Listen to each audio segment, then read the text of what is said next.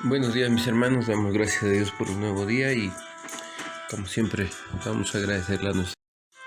Buenos días mis hermanos, damos gracias a Dios por un nuevo día y como siempre vamos a agradecerle a nuestro Señor. Padre, le damos muchas gracias por su amor, por su misericordia con el que nos bendice en este día.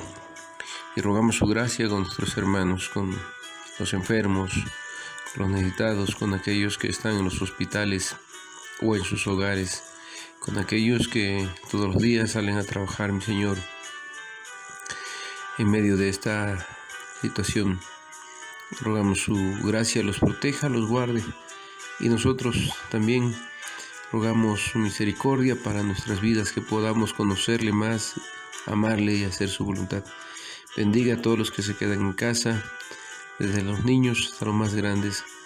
Su gracia, Señor, nos enseñe a vivir confiados en usted en estos tiempos y podamos descansar en cada una de sus promesas, que son fieles y verdaderas, por cuanto usted no es hombre para mentir, ni hijo de hombre para que usted se arrepienta.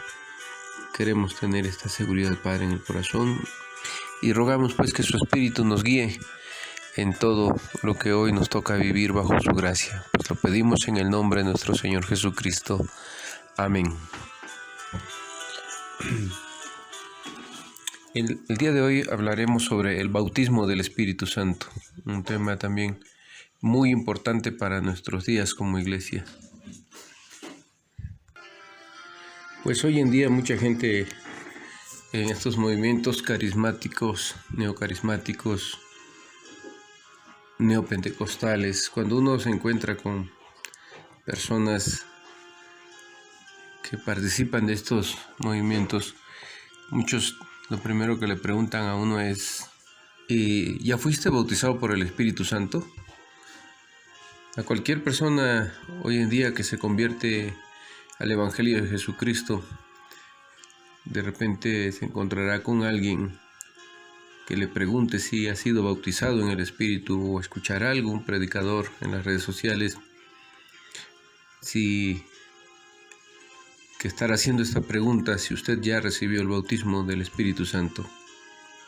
Esta pregunta la suelen formular los cristianos de estos movimientos, que son también muy enfáticos en las experiencias con el Espíritu Santo.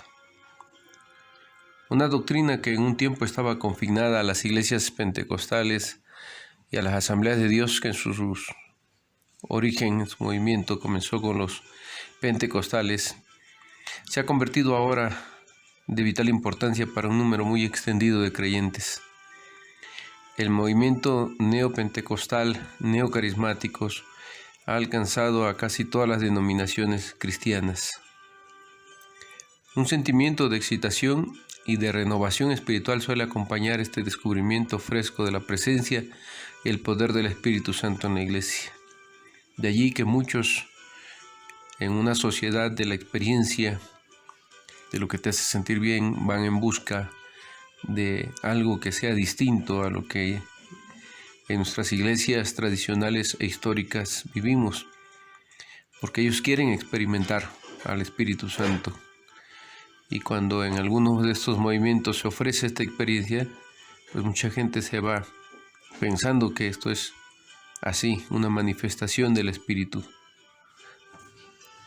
El neopentecostalismo ha buscado definir la doctrina del bautismo del Espíritu Santo basándose en las experiencias de las personas. Esta doctrina ha sido motivo de muchas controversias, porque se le atribuyen de verdad tantas manifestaciones al Espíritu que no tienen sustento en las Escrituras. Y por lo general, si bien no siempre el cristiano carismático considera que el bautismo del Espíritu Santo es una segunda obra de gracia, distinta y subsiguiente a la regeneración y la conversión, es una obra del Espíritu Santo que está disponible para todos los cristianos, pero que no todos los cristianos toman posesión de ella en su forma de verlo. Los carismáticos están divididos entre sí sobre el tema de si el hablar en lenguas es una señal o una manifestación necesaria del bautismo. Los pentecostales señalan que en el libro de los Hechos de los Creyentes En los pentecostales señalan que en el libro de los Hechos, los creyentes que obviamente ya habían experimentado la obra de regeneración del Espíritu con anterioridad a Pentecostés, fueron llenos del Espíritu Santo y hablaron en lenguas. Este modelo bíblico, que incluye el transcurso del tiempo entre la conversión y el bautismo del Espíritu, es visto como normativo para todas las edades. Los pentecostales están en lo cierto cuando distinguen entre la regeneración del Espíritu Santo y el bautismo del Espíritu Santo. Y vamos a definir estos conceptos. La regeneración se refiere al Espíritu Santo otorgándole al creyente una nueva vida, resucitando a la vida a alguien que estaba muerto en el pecado. Esa es la obra de regeneración. Ahora, cuando hablamos del bautismo del Espíritu Santo, se refiere a Dios dotando a su pueblo del poder para el ministerio.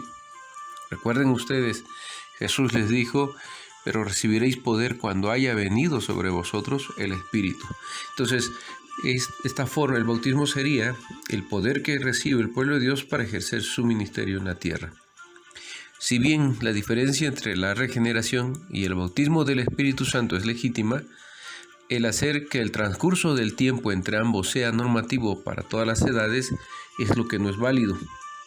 El modelo normal desde el tiempo de los apóstoles ha sido que los cristianos recibieran el poder del Espíritu Santo de manera concomitante con la regeneración. O sea, que nosotros somos regenerados y también a la vez somos bautizados por el Espíritu Santo. Por lo tanto, no es necesario que los creyentes busquen un bautismo específico a una segunda obra del Espíritu, que viene subsiguiente a la conversión. Ahora, todos los cristianos están en mayor o menor grado llenos del Espíritu, dependiendo de cuánto de sí se han rendido al Espíritu, porque ese es otro tema. Un tema es la regeneración del Espíritu, otro es el bautismo del Espíritu y el otro es la llenura del Espíritu Santo.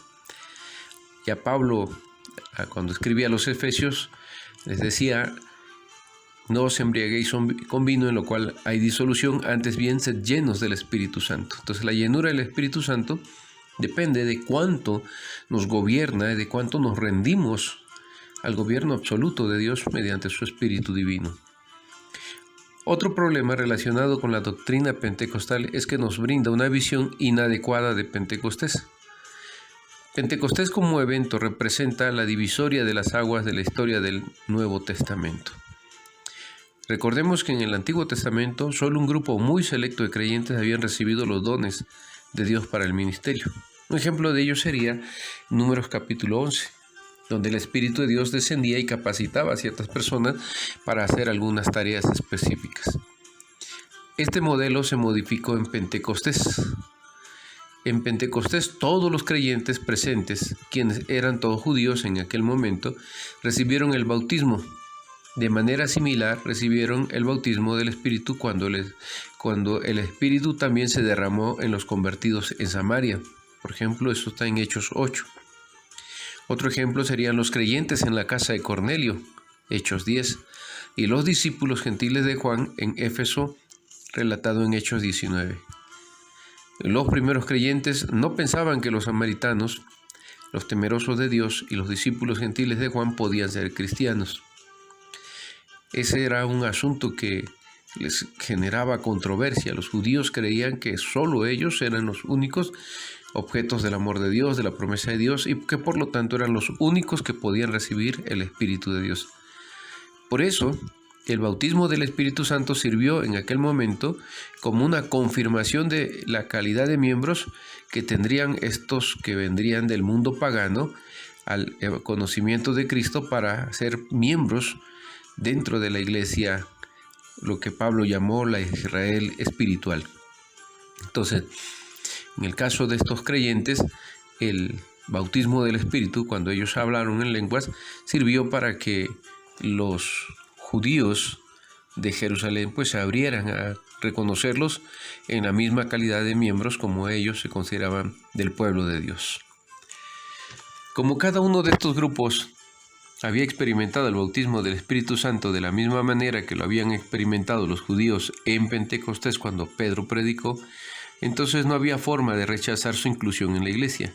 Este testimonio fue categórico, fue autoritativo de parte del Espíritu para que ellos aceptaran a los nuevos conversos que venían del paganismo dentro de la iglesia del cuerpo de Cristo. Pedro mismo tuvo esta experiencia personalmente. Cuando Pedro vio que el Espíritu Santo había venido sobre los gentiles temerosos de Dios que estaban en la casa de Cornelio, él concluyó que no había ningún motivo para mantenerlos alejados de la plena comunión en la iglesia. Pedro dijo, ahí en Hechos 10:47, ¿puede acaso alguno impedir el agua para que no sean bautizados estos que han recibido el Espíritu Santo también como nosotros? Vean la importancia que tiene entonces esta manifestación del Espíritu de hablar en lenguas en los nuevos conversos. Fue como un testimonio y Pedro llegó a esa conclusión de que ellos debieran recibir el bautismo y ser incluidos dentro de la iglesia cristiana. Los episodios del bautismo del Espíritu Santo subsiguientes a Pentecostés deben ser entendidos como una prolongación de Pentecostés por medio de la cual todo el cuerpo de Cristo tiene el don del ministerio. En la iglesia del Nuevo Testamento también hay que llamar la atención a este punto. No todos los creyentes hablaban en lenguas, pero todos los cristianos tenían el don del Espíritu Santo. Fíjense qué hermoso. Entonces, algo que debe de preocupar a cada creyente es tener ese don del Espíritu Santo. Se había cumplido entonces así la profecía de Joel 2:28-29 en Hechos 2:16-21, porque ahora el Espíritu Santo había sido derramado sobre todos los creyentes. Mi hermanos, damos gloria a Dios porque usted y yo recibimos ese don maravilloso del Espíritu Santo y cada uno a través del Espíritu es capacitado para el ministerio que se nos otorga para extender el Evangelio, proclamar la palabra de Jesucristo a todos los habitantes de la tierra. Como resumen, mis hermanos, de este día, el bautismo del Espíritu Santo es una obra específica en la cual el Espíritu dota a los creyentes con los dones para el ministerio. En Hechos, el Espíritu Santo es derramado en 4 grupos: los judíos, los samaritanos, los temerosos de Dios y los gentiles, indicando así que todos están incluidos en la iglesia del Nuevo Pacto. Pentecostés cumple la profecía del Antiguo Testamento que dice que el Espíritu sería derramado sobre todos los creyentes y no estaría restricto a unos pocos. Los textos bíblicos para este día serían Joel 2:28-29, San Juan 7:37-39, Hechos 2 del 1 al 11, 1 Corintios 12 y 1 Corintios 14:26-33. Con esto, mis hermanos, nos queda claro que más que buscar una experiencia de hablar en lenguas, debemos aprender a reconocer que hemos sido regenerados, que hemos sido bautizados y que debemos buscar la llenura del Espíritu Santo en nuestras vidas. Que Dios les bendiga, mis hermanos. Mañana, primero Dios, estaremos hablando del Espíritu Santo como santificador y que todo sea para bendición y confirmación de nuestra fe.